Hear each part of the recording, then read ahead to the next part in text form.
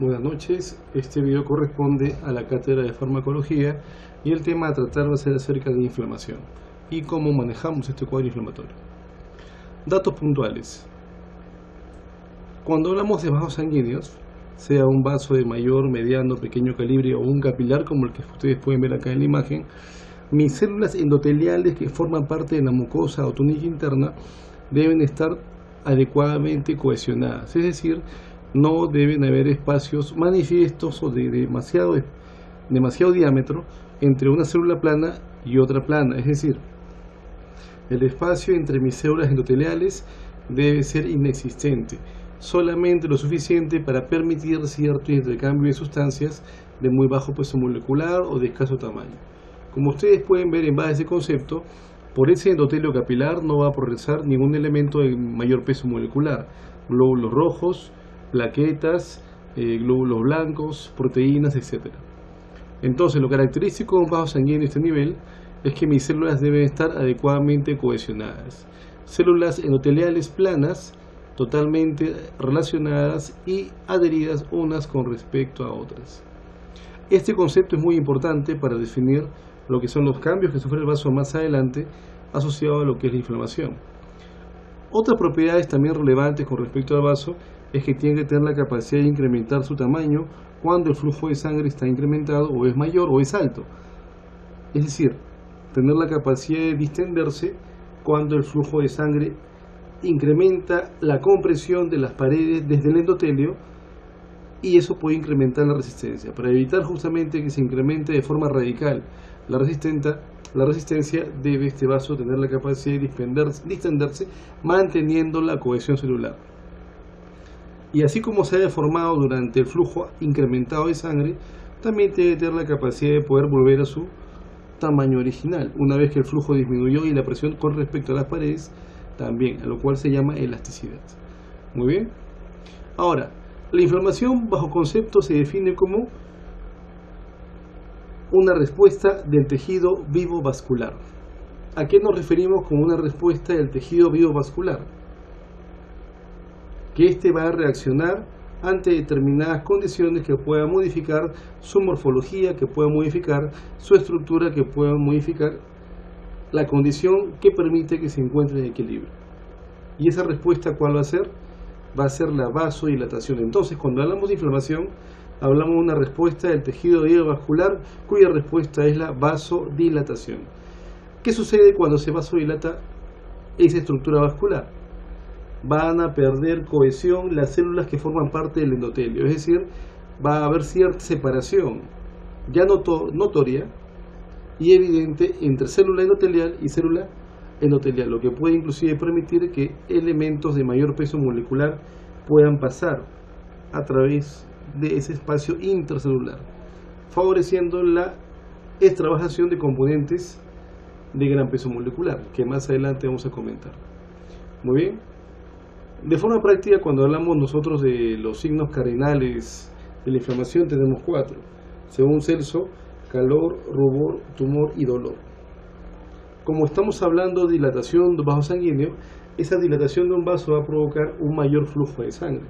Y como hay un mayor flujo de sangre, ese mayor flujo de sangre, si el vaso va a incrementar la temperatura dentro del tejido o la zona en la cual está dilatado el vaso, va a incrementar la coloración, por lo cual se debe evidenciar de un color un poco más ruboroso, rosáceo, tendencia a rojizo. Y como hay una extravasación de sangre, va a provocar edema, va a provocar tumor. Este tumor es asociado justamente al edema debido a que se ha extravasado la sangre o han salido del intravascular plasma, electrolitos y elementos de alto peso molecular como proteínas. Esa extravasación de sangre finalmente va a hacer que las sustancias que se han extravasado hagan contacto con terminaciones nerviosas, las cuales las van a irritar, y justamente al provocar irritación a nivel de esos nervios va a provocar el dolor. Si finalmente hablamos de los 4 componentes, todo ello en conjunto va a provocar limitación funcional, que vendría a ser mi quinto signo cardinal. Entonces, en la imagen ustedes pueden ver cómo se da toda esta ruta que finalmente va a provocar la cascada inflamatoria. Empezamos primero con una agresión o una lesión a nivel de un tipo de tejido, lo cual va a desencadenar la respuesta de mi sistema inmunológico. Entonces, ya sea que a través del tejido, que es la estructura de soporte, de sostén y protección, pueda haber infiltrado un microbio, mis macrófagos van a reaccionar. Si es tejido el que está degenerándose por un evento necrótico o tal vez un cuadro no necrótico, pero sí asociado a la muerte del tejido, como la apoptosis, estas células también lo van a captar. Entonces, el macrófago va a tratar de fagocitar todo aquel elemento extraño que ya no forma parte de mi organismo, siendo previamente útil o vital, o va a matar a la bacteria, fagocitándola para poder degradarla enzimáticamente.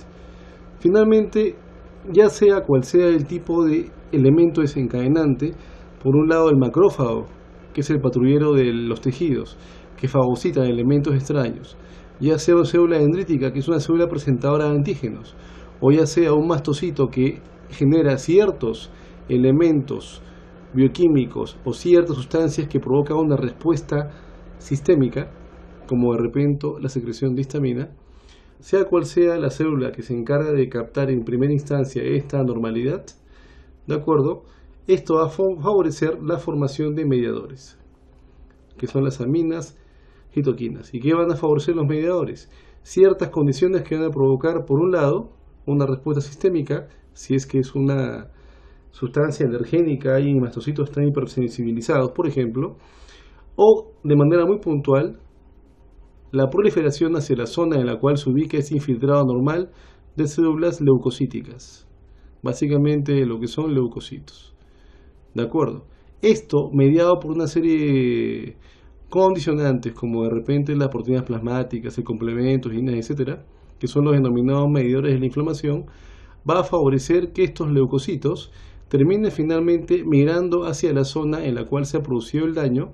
Inclusive estos leucocitos tienen que salir del vaso sanguíneo por el cual llegan para poder ir hacia la zona en la cual está el agente xenobiótico o la estructura que está causando algún tipo de daño o irritación, bacteria, restos celulares, y finalmente van a ser fagocitado, va a ser lisado por las enzimas proteolíticas que forman parte de estas células, macrófago por un lado, neutrófilos, un granulocito por otro lado, y finalmente ello va a favorecer lo que es la respuesta inflamatoria, que finalmente tiene que favorecer la proliferación de tejido, que finalmente va a provocar la reparación del mismo. Entonces, asociado a la inflamación siempre debe haber un cuadro o un proceso de regeneración. Si la lesión es muy pequeña, el fenómeno de reparación va a ser escaso y finalmente el tejido puede quedar tan igual o reparado por completo, tan igual como al comienzo o antes de la lesión. En cambio, si es que la lesión es muy importante, lo más probable es que nos quede una cicatriz. Cicatriz condicionada por los fenómenos normales de reparación del tejido. Muy bien. Algo rápido para comparar los tipos de edema. Cuando hablamos nosotros de extravasación, hablamos de que hay alguna condición que provoca que del intravascular salgan elementos al extravascular, al intersticio. Si hablamos de un edema transudativo, como lo ven en la zona inferior, hablamos de un edema en la cual no se ha perdido la cohesión entre célula endotelial y célula. Si se percatan, existe una cohesión óptima entre célula y célula que forma parte de mi endotelio. 1. 2. Tampoco se ha dilatado el vaso. Entonces, ¿qué condiciones pueden provocar que suceda ello? Por un lado, si hay un incremento en la presión hidrostática, que es la presión de agua dentro del vaso, esa presión puede ser tan alta que si daño o sin provocar daño endotelial, va a permitir la extravasación de sustancias del intra al extravascular, básicamente plasma y electrolitos. Eso puede evidenciarse en patologías en las cuales haya dificultad para movilizar importantes volúmenes de sangre. Por ejemplo, si yo tengo un corazón izquierdo o el lado izquierdo del corazón disfuncional por una falla cardíaca, va a ser difícil que el pulmón pueda pasarle la sangre oxigenada por las venas pulmonares. Así que esas venas pulmonares van a quedarse con ese volumen adicional de sangre. Eso va a hacer que, como es una vena y la estructura histológica de la misma no tiene la capacidad de poder soportar altas presiones, la presión de agua sea tan alta, agua contenida en el plasma de esa sangre, que logre vencer la resistencia finalmente de las paredes del vaso venoso y parte del contenido endovascular se extravase al espacio intersticial, generando un edema intersticial, edema alveolo intersticial o edema pulmonar. Otra condición podría ser de repente un paciente que tiene un hígado cirrótico, un hígado fibrótico, un hígado que comprime debido a la fibrosis todos los vasos que están dentro de sí mismo, y por eso uno de los vasos comprometidos podría ser la vena porta. Si la vena porta, que ingresa por la cara inferior del hígado y se distribuye al arborizarse esa vena hacia todo el tejido hepático, si ese hígado comprime a todas las ramas en las cuales se dividió esa vena porta, va a ser bien difícil que finalmente la vena porta pueda darle un flujo de sangre hacia ese hígado. Así que la vena porta se queda con la sangre que no puede cedérsela al hígado. Ahora, la vena porta recibe sangre venosa de todos los vasos mesentéricos, y como son vasos de menor a mayor calibre, la incapacidad de esos vasos de menor calibre de poder darle el volumen que deben darle de sangre a la vena porta va a hacer que esos vasos pequeños se congestionen, que la presión de agua se eleve a tal punto que no pueda ser contenida por las paredes de ese vaso de menor calibre y finalmente se extravase. Líquido libre en cavidad abdominal. Ello se denomina ascitis. Otra condición, ¿cuál sería? Pacientitos que, inclusive, por ejemplo, por una falla hepática o una falla renal, si es una falla hepática, pacientes que no tienen la capacidad de formar proteínas plasmáticas, y si es por falla renal, pacientes que pierden demasiadas proteínas por la orina. En ambas condiciones hay disminución del nivel de proteínas en sangre. ¿Qué hacen las proteínas en sangre? Facilitan que el agua se mantenga dentro del vaso. Es decir, eso se denomina presión oncótica o presión coloidosmótica. Entonces, las proteínas en sangre tienen la capacidad de mantener el agua dentro del vaso. Y si tengo un paciente con hipoproteinemia, por la primera o segunda condición que les mencioné, pierde ese vaso sanguíneo la capacidad de poder contener el agua dentro del vaso, y finalmente esta agua se va a salir del vaso, se va a extravasar, formando parte del contenido del líquido extravasado y formando parte del edema. Entonces hay dos condiciones que pueden provocar un edema transudativo, dos en todo caso las más importantes: el incremento en la presión hidrostática o la disminución de la presión oncótica. En cambio, cuando hablamos de un edema exudativo, donde el volumen de plasma que se ha extravasado tiene un alto contenido de proteínas, incluyendo algunos leucocitos y glóbulos rojos, implica que, además de haberse dilatado el vaso, esa dilatación ha provocado que el espacio entre mi célula endotelial y mi otra célula endotelial sea mayor.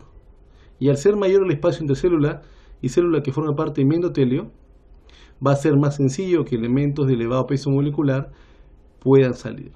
Además que asociado a esta dilatación se produce una éstasis vascular. En pocas palabras, se produce una condición en la cual el flujo se enlentece. Un flujo que se enlentece con la finalidad de que, si estamos hablando de una respuesta infecciosa, los leucocitos tengan la capacidad de poder migrar desde el centro hacia la periferia del vaso, adherirse al endotelio, rodar y salir por esas cavidades o estos poros que son de un diámetro mayor, salir y finalmente dirigirse a la zona del daño o a la zona en la cual está la lesión. Entonces, la vasodilatación provoca un éxtasis vascular, una condición en la cual los elementos formes que son en mayor volumen ubicados a nivel central del vaso sanguíneo se dirijan hacia la periferia, y si hablamos de los leucocitos, se adhieran a la pared, roten y por estas cavidades migren al extravascular, dirigiéndose a la zona de lesión.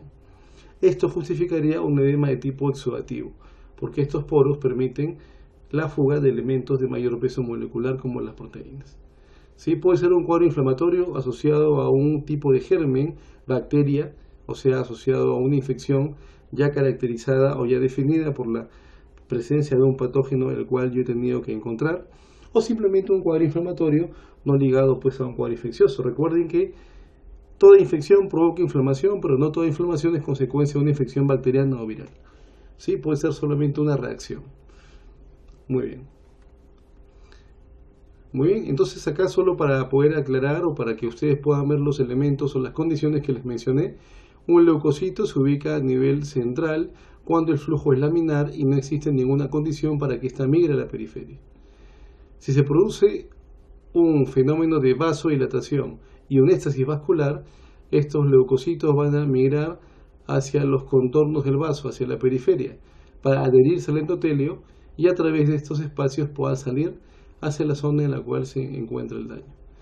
En caso de que exista lesión a nivel de endotelio causado por ejemplo quemaduras o toxinas, esta migración puede verse alterada. Muy bien.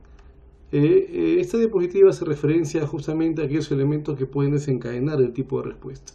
Por lo general, el cuadro inicia con la activación de esta enzima, que es la adenilato:ciclasa, que se ubica a nivel de la membrana de la célula. ¿Y qué encontramos también a nivel de la membrana de la célula? Encontramos fosfolípidos. Muy bien. Entonces, ya sea una activación mediada por la adenilato:ciclasa o por la fosfolipasa 2, se va a desencadenar lo que es la respuesta inflamatoria. Vamos uno por uno. Si hablamos de la adenilato:ciclasa, esta enzima vendría a ser el ligando para la activación de lo que es el AMP cíclico. Tenemos ATP, ese ATP pierde dos fósforos, queda una AMP, adenosina monofosfato, y esta se cicla, formando el denominado AMP cíclico. Esta estructura es un mensajero, una sustancia que finalmente va a provocar ciertas respuestas biológicas a nivel de mi célula para activar ciertas cascadas o ciertas condiciones o cierta respuesta celular. Entonces hablamos que mi adenilato:ciclasa va a favorecer el incremento en la concentración de AMP cíclico, ¿de acuerdo? Mientras que la fosfolipasa 2 va a realizar una actividad enzimática con respecto a los fosfolípidos de la membrana celular para formar a partir del ácido araquidónico. Ahora, asociado a estas condiciones también va a haber incremento a la permeabilidad del calcio, ¿sí? Incrementando la concentración de este ion a nivel intracelular. ¿De acuerdo? ¿Qué pasa entonces cuando incrementa el nivel de calcio y a la vez el AMP cíclico? Esto van a favorecer la formación de microtúbulos a nivel del mastocito. ¿Y qué es el mastocito?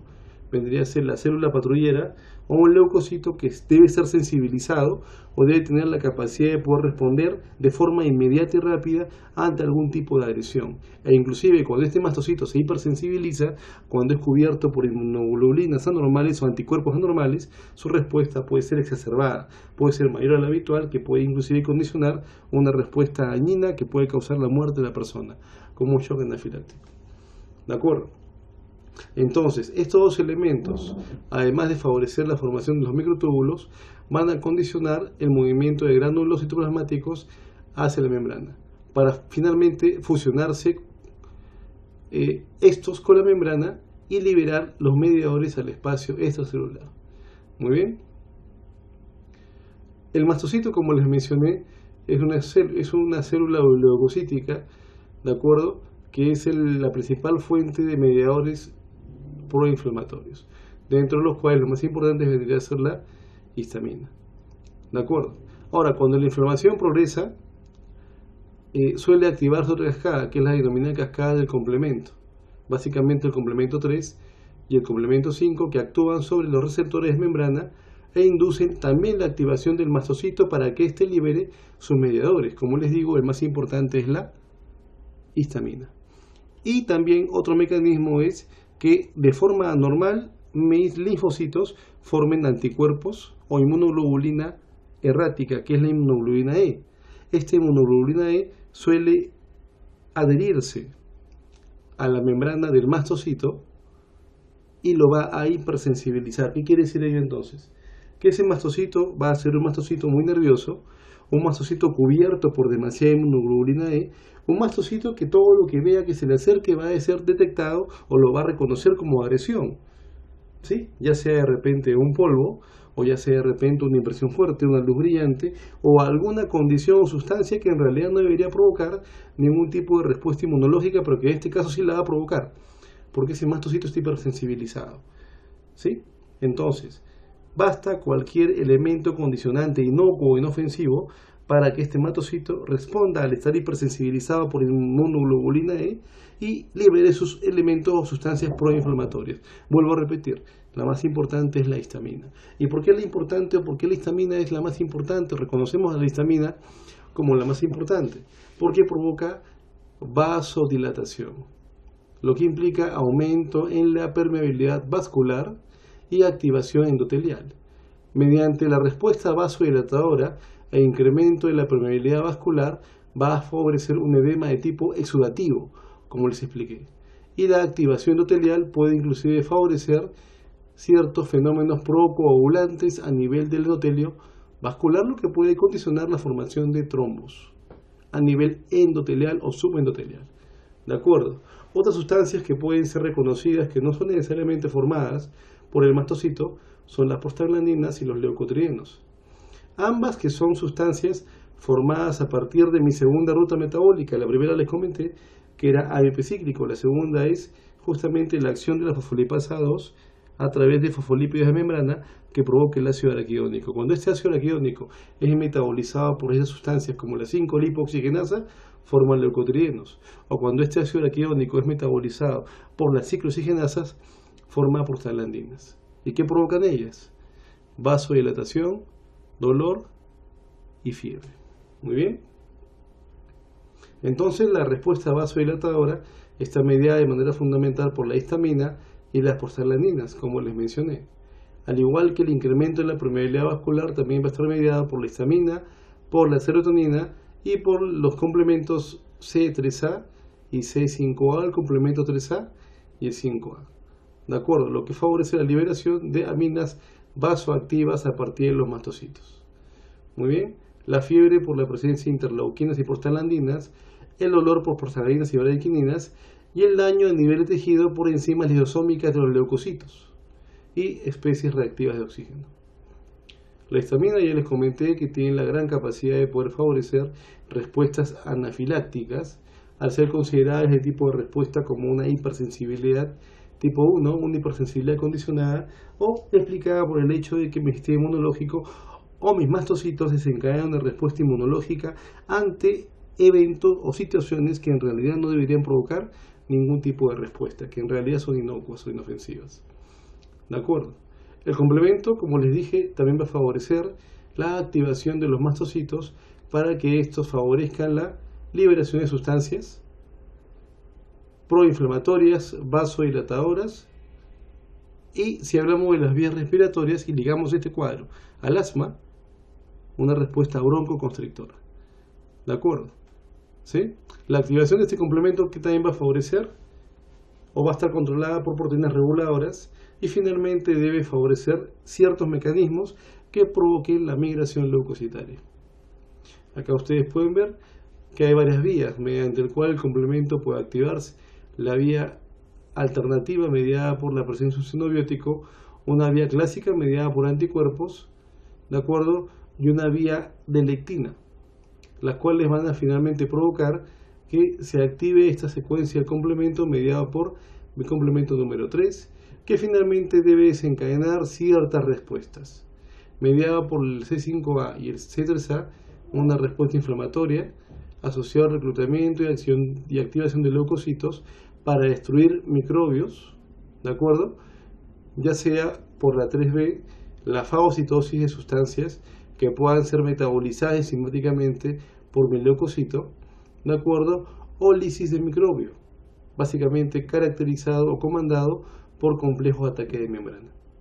De esta forma actúa mi complemento. Muy bien. Las cininas básicamente lo que determinan es ser los responsables de la presencia de dolor, de acuerdo, asociado justamente a un cuadro inflamatorio. ¿Está bien? De acuerdo. La liberación de estas cininas, en particular la bradykinin, va a incrementar la permeabilidad vascular y va a favorecer la contracción del músculo liso. Si hablamos del músculo liso, hablamos tanto del músculo liso ubicado en los vasos sanguíneos como en la víscera hueca. ¿Cuál me interesa a mí? Me interesa a mí en los vasos sanguíneos o el músculo liso en los vasos sanguíneos. ¿De acuerdo? ¿Sí? O en particular del músculo liso ubicado a nivel de víscera hueca, perdón. Como por ejemplo el músculo liso endobronquial, por lo cual una respuesta podría ser el broncoespasmo. A nivel de lo que es el vaso sanguíneo produce dilatación, lo cual va a favorecer también la presencia de dolor y la extravasación. ¿De acuerdo? El factor activador plaquetario lo que va a condicionar es usar una ruta metabólica mediada por segundos mensajeros como la proteína G, provocando una respuesta vasoconstrictora y broncoconstrictora. ¿De acuerdo? Ciertas citoquinas como el factor de necrosis tumoral lo que va a terminar provocando es el aumento de la trombogenicidad, es decir, la capacidad del vaso o del endotelio para formar trombos. ¿De acuerdo? ¿Sí? Como ustedes pueden ver acá, en el endotelio inducen un espectro de cambios como síntesis de moléculas de adhesión endotelial y mediadores químicos, producción de enzimas asociadas con la remodelación de la matriz y aumento de la trombogenicidad. En cambio, cuando hablamos de las interleuquinas, en particular la 1 y la 6, induce respuestas sistémicas como la presencia de fiebre, pérdida de apetito, sueño de ondas lentas, liberación de neutrófilos a la circulación y liberación de hormonas como la corticotropina, ¿sí? O mediadores de la liberación de hormonas. Muy bien. Estas quimioquinas en particular favorecen el reclutamiento de leucocitos en inflamación y justamente son importantes mis leucocitos si es que la condición que ha provocado el cuadro inflamatorio implica la presencia de un patógeno o un xenobiótico que debe ser controlado por respuesta leucocitaria. Hasta ahora todo lo que hemos conversado acerca de mi respuesta leucocitaria está mediada a una respuesta inespecífica, una respuesta rápida, una respuesta de primera instancia. Muy bien, acá ustedes pueden revisar algunas citoquinas que tienen particular relevancia en algunos tipos de cuadros, como por ejemplo la interleuquina 6, que está ligado a respuestas sistémicas en fase aguda de manera fundamental, ¿de acuerdo? La interleuquina 1, que está en relación a lo que es la presencia de fiebre, la interleuquina 17, que está en referencia a al reclutamiento de neutrófilos y monocitos. Ahora, mediado por mi cascada del ácido araquidónico, que hay una imagen bien interesante, van a ver ustedes cómo los fosfolípidos de membrana son metabolizados por la fosfolipasa 2, la que favorece que a partir de estos fosfolípidos de membrana celular, acá está la bicapa lipídica, pueda formarse mi ácido araquidónico. Ahora, este ácido araquidónico puede ser metabolizado por tanto las ciclooxigenasas como la 5-lipoxigenasa. A partir de mi 5-lipoxigenasa forma leucotrienos y forma linfoquinas. ¿De acuerdo? Las linfoquinas tienen la particularidad de inhibir el cuadro inflamatorio. En cambio, los leucotrienos depende después del tipo de leucotrieno. Por ejemplo, el leucotrieno B4 favorece la respuesta quimiotáctica, ¿sí? En cambio, los leucotrienos A4, C4, D4 y E4 favorecen el broncoespasmo e incremento de la permeabilidad vascular. Una respuesta inflamatoria importante asociada al edema y broncoconstricción. Estamos en particular hablando del asma. En cambio, cuando hablamos del metabolismo del ácido araquidónico por las ciclooxigenasas, hablamos de la formación de prostaglandinas, como por ejemplo la prostaciclina, que causa vasodilatación e inhibe la agregación plaquetaria, el tromboxano A2, que hace todo lo contrario, vasoconstricción y favorece la agregación plaquetaria, y otras prostaglandinas como la D2 y la E2, que causan incremento en la permeabilidad vascular. Entonces, ¿qué elementos están en condición directa o en relación directa a la respuesta vasodilatadora? Las prostaglandinas, la prostaciclina, a la vasoconstricción del tromboxano A2 de manera más importante, el incremento en la permeabilidad vascular de algunos leucotrienos y la quimiotaxia asociada al leucotrieno B4 de manera fundamental. ¿De acuerdo? Vamos a revisar rápidamente esta parte en la cual hay cierta secuencia de actividades o cierta secuencia que siguen mis leucocitos para poder migrar del endotelio vascular hacia la zona en la cual se ubica el daño, ¿sí? Ligado justamente a la imagen que ustedes pueden ver acá. Inicialmente, cuando el flujo es laminar dentro de un vaso sanguíneo, todos mis elementos de mayor peso molecular o elementos formes se ubican a nivel central. La respuesta vasodilatadora va a provocar un éxtasis vascular, una condición en la cual mis elementos formes en la sangre van del centro a la periferia. Y al dirigirse a la periferia, tiene que producirse un reconocimiento de ciertas glicoproteínas del leucocito con ciertos receptores ubicados a nivel de mi endotelio, como por ejemplo la selectina P y mi selectina E. La unión justamente de estas integrinas y de estas glucoproteínas de la membrana del leucocito con estos receptores va a favorecer el acoplamiento de esta célula a mi endotelio, el rodamiento de la misma para que finalmente ésta pueda dirigirse hacia una zona en la cual pueda poder pasar al deformarse y salir del intravascular al extravascular, fenómeno denominado migración a través del endotelio. ¿Sí? Muy bien. Una vez que ya lo encontramos fuera del vaso sanguíneo, Este se va a encargar justamente de fagocitar aquellos elementos que puedan condicionar o han condicionado la respuesta inicial. Va a favorecer la síntesis de ciertas quimioquinas que van a favorecer una respuesta mucho más integral, una respuesta mucho más compleja. Muy bien.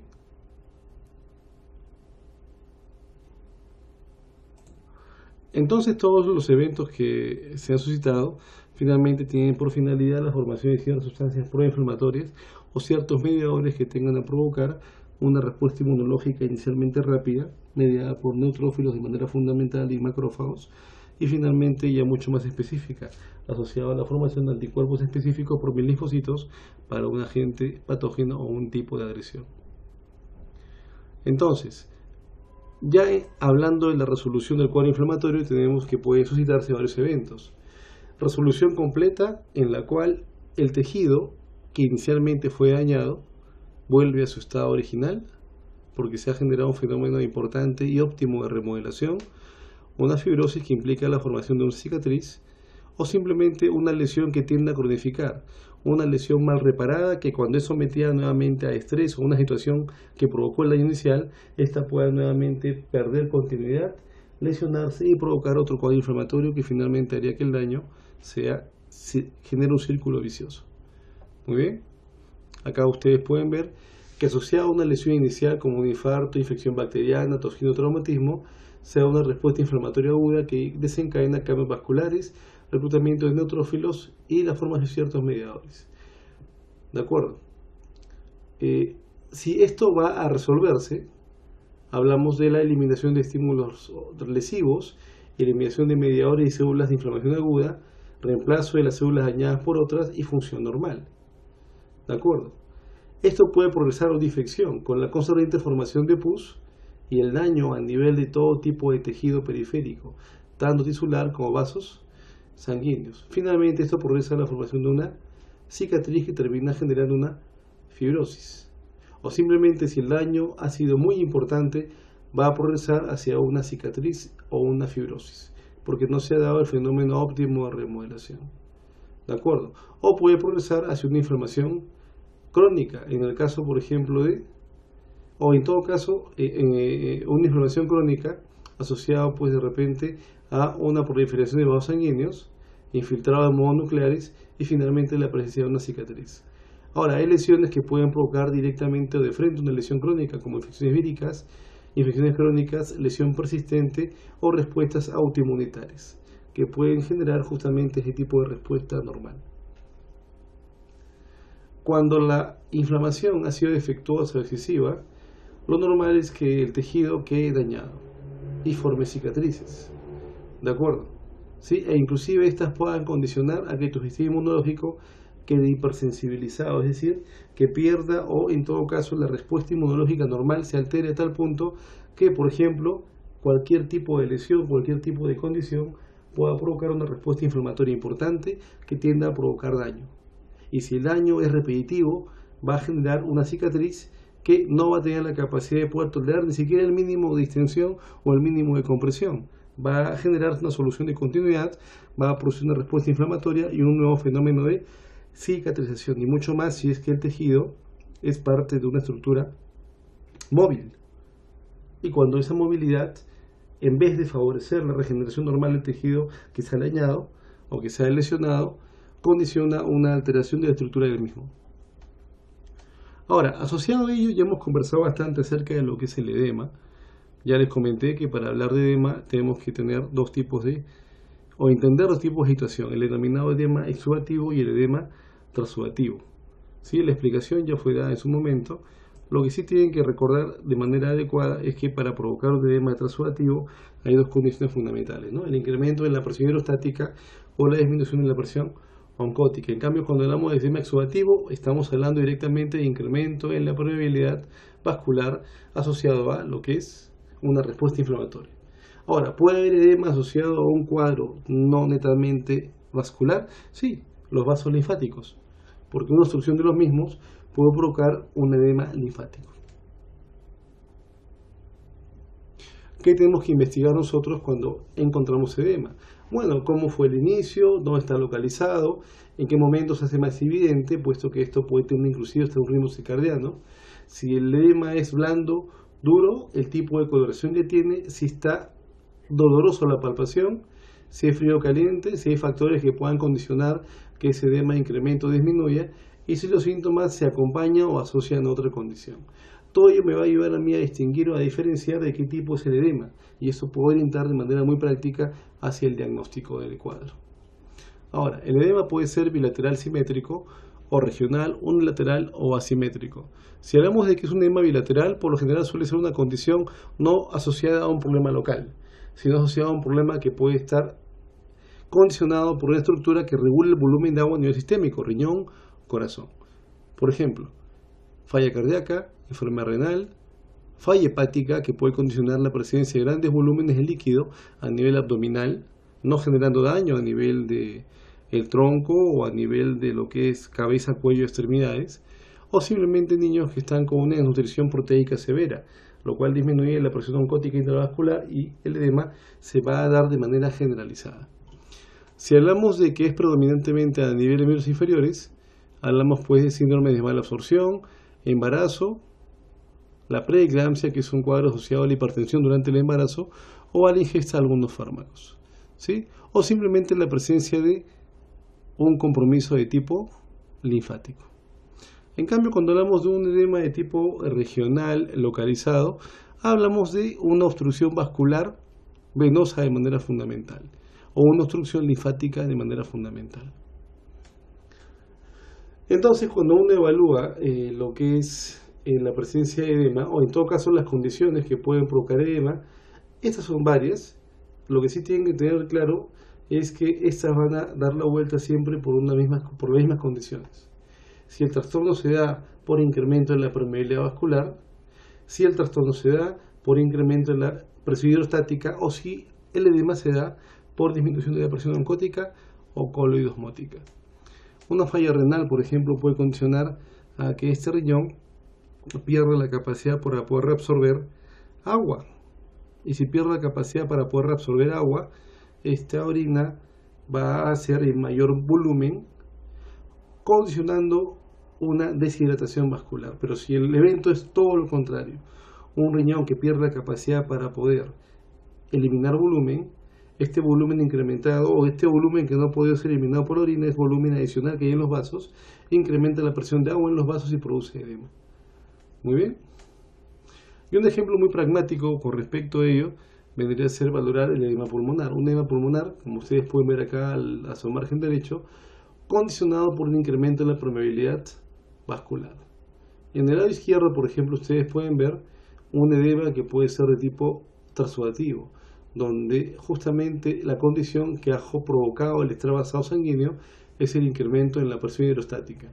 En cambio, en la imagen derecha ven que no hay incremento en la presión, pero sí hay una respuesta vasodilatadora por incremento en la permeabilidad. Acá ustedes pueden ver un neutrófilo que está migrando del vaso hacia el alveolo. Muy bien.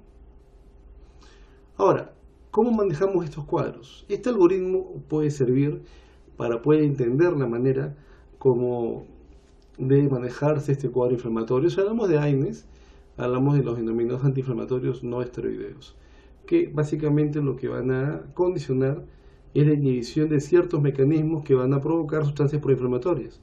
Por ejemplo, los AINES inhiben de manera particular a las ciclooxigenasas, y al hacerlo va en alguna u otra medida disminuir la síntesis de prostaglandinas, prostaciclina o tromboxano A2.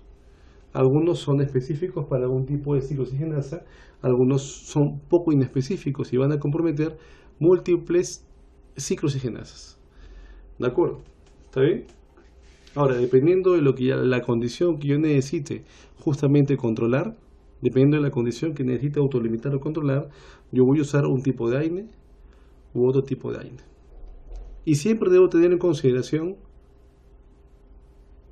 algunas condiciones que pueden imposibilitar el empleo de un antiinflamatorio no esteroideo, como de repente un paciente que tenga una gastritis, ¿de acuerdo?, donde la inhibición de la síntesis de prostaglandinas va a provocar disminución de la capacidad del estómago para formar mucosa gástrica protectora y la mayor fragilidad o la mayor labilidad de esta mucosa para poder ser afectada por mi ácido clorhídrico. Pacientes que son alérgicos a los AINES, también hay que tener una condición o hay que tener mucho cuidado en esos casos. ¿Está bien?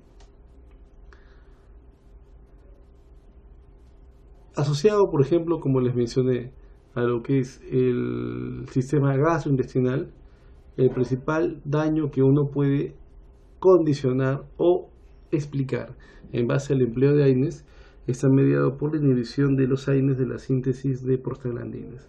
Si bien es cierto, las prostaglandinas son mediadores de la inflamación a nivel de la mucosa gástrica o a nivel del estómago, favorecen la formación de muco gástrico. Y la inhibición de justamente estas prostaglandinas por los antiinflamatorios no esteroideos va a imposibilitar que el estómago forme moco gástrico, y si lo imposibilita, esta mucosa queda friable o queda frágil o queda descubierta, ¿sí? Y va a existir una agresión mayor por parte de mi ácido clorhídrico. Si hablamos de patologías cardiovasculares, muchos de estos antiinflamatorios no esteroideos van a provocar ciertas reacciones que pueden ser denominadas reacciones de estrés a nivel cardiovascular. ¿De acuerdo? Y mucho más si es que ha habido un evento cardiovascular previo, como de repente un infarto. ¿Está bien? ¿De acuerdo? ¿Sí? Donde es alto riesgo en pacientes con historia breve o historia previa de evento cardiovascular o pacientes diabéticos. ¿Sí? Si hablamos pues de pacientes con algún tipo de trastorno renal, recordemos que gran parte de estos fármacos se depuran a nivel renal y una buena parte de ellos se metabolizan a nivel hepático, por lo cual si mi hígado está dañado, no se recomienda un metabolismo o una ingesta por vía oral de estos fármacos, ya que todo lo que se ingiera por vía oral tiene un metabolismo hepático. ¿Sí? En el caso de que yo use AINES en pacientes que tienen un alto riesgo gastrointestinal, de acuerdo, debe hacer un estudio adecuado de la condición o el caso para justamente recomendar qué tipo de fármacos voy a usar. Por ejemplo, ¿qué recomendamos? Usar AINES de la familia de los COPCIP, como el Celecoxib, ¿de acuerdo? Que pueden ingerirse tanto antes como después de las comidas, pero de todas maneras asociado a un inhibidor de la bomba de protones como el omeprazol, ¿de acuerdo? ¿Sí? Que disminuye de por sí la síntesis de ácido clorhídrico al quitar la disposición de hidrógeno o hidrogeniones a las células parietales para que éstas formen lo que es el ácido clorhídrico.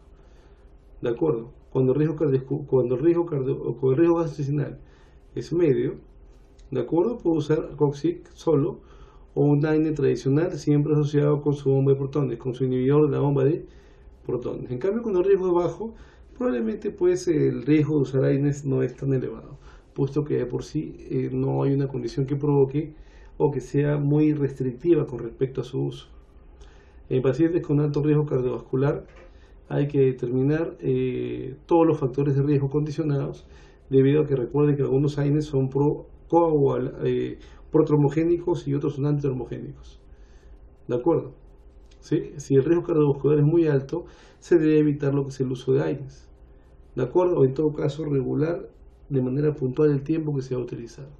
Si el riesgo disminuye, la posibilidad de poder usar un antiinflamatorio no esteroideo va a ser cada vez mayor, siempre y cuando sea uno que tenga selectividad con respecto a aquella ciclooxigenasa que de por sí sea protromogénico. ¿Sí? Ahora, para terminar este video, si bien es cierto el manejo que vamos a tratar de explicar nosotros va a estar ligado a lo que es el manejo adulto, es importante que si sepan ustedes poder realizar mínimo la dosificación de un fármaco en jarabe para niños. ¿De acuerdo? Y esta explicación es muy puntual con respecto a ello. Por ejemplo, si tomamos en referencia al ibuprofeno, que es un buen antiinflamatorio no esteroideo, básicamente relacionado a lo que es el manejo de cuadros inflamatorios, tiene una actividad antipirética y analgésica limitada, pero su importancia radica más por su efecto antiinflamatorio. Y una forma práctica de poder determinar la dosis, ya que es un jarabe, es esta. Si está indicado de ibuprofeno 10 miligramos por kilo por dosis, y el preparado o el jarabe viene de 100 miligramos en 5 mililitros, y el niño pesa 20 kilos, bueno, si son 20 kilos lo que pesa el niño y requiere 10 miligramos por kilo por dosis, la dosis que requiere un niño de 20 kilos vendría a ser 200 miligramos. ¿De acuerdo? ¿Sí? Y si el jarabe viene de 100 miligramos en 5 mililitros, 200 miligramos lo tendré en cuántos mililitros. Una regla sencilla, entre simple, y me sale 10 mililitros, que es lo equivalente a 2 cucharaditas de 5 mililitros. Las cucharaditas con las cuales viene el fármaco. Entonces, muy práctico. Yo sé que el niño pesa 20 kilos, yo sé que la dosis es 10 miligramos por kilo por dosis. 10 miligramos por cada kilo, pesa 20 kilos, la dosis que le voy a recomendar son 200 miligramos. Y como el fármaco viene de 100 miligramos de 5 mililitros, solamente que tengo que hacer, si el fármaco viene de 100 miligramos de 5 mililitros, le voy a dar 10 mililitros para justamente poder aplicarle los 200 miligramos que él requiere en base a su peso.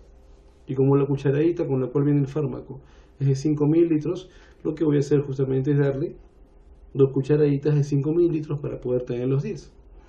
Ese cálculo se puede hacer muy similar al paracetamol, al Panadol, cuya diferencia radical entre uno y otro es la concentración. El paracetamol viene de 120 miligramos en 5 mililitros y el Panadol viene de 160 miligramos en 5 mililitros. De repente, algo pragmático con respecto a ello es que si le doy paracetamol a un bebé, a un lactante, en gotas, ¿de acuerdo? Se le suele dar 3 gotas por kilo de peso, en cambio de Panadol solamente 2 gotas por kilo de peso.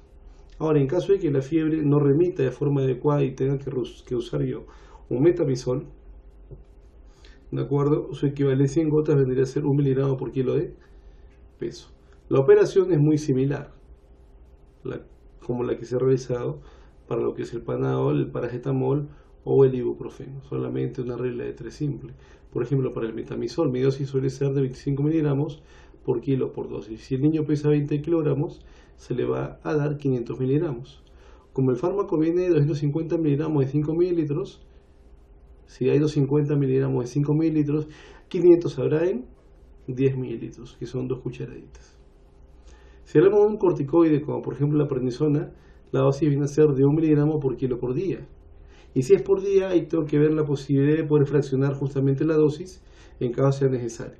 La dosis que me salga puedo darlo de repente, si es un niño se recomienda en la mitad de la dosis 8 de la mañana, la otra mitad de la dosis 4 de la tarde. ¿Sí? En todo caso, si la condición lo permite, una dosis completa a las 4 de la tarde. ¿Sí? Como es por día, entonces lo que tengo que hacer yo. Si es 1 miligramo por kilo por día y el preparado viene de 5 miligramos de 5 mililitros, el niño de 20 kilos requiere 20 miligramos. ¿De acuerdo? Y si requiere 20 miligramos y en el frasco hay 5 miligramos por 5 mililitros, la dosis que le voy a dar son 20 mililitros. ¿Sí? Una simple regla de 3 simple, va a dar redundancia. ¿De acuerdo? ¿Sí? Si hay 5 miligramos de 5 mililitros, ¿en cuántos mililitros habrá 20 miligramos? En 20 mililitros. Que sería lo equivalente a 4 cucharaditas de 5 mililitros. Yo lo ideal sería darle 2 cucharaditas 8 de la mañana y 2 cucharaditas 4 de la tarde por 3 días para completar la dosis de prednisona. Muy bien, revisen acerca de manera puntual con respecto a estos fármacos para que puedan entender bastante bien el mecanismo de acción. Muy jóvenes, damos por terminado este video, que tengan buenas noches.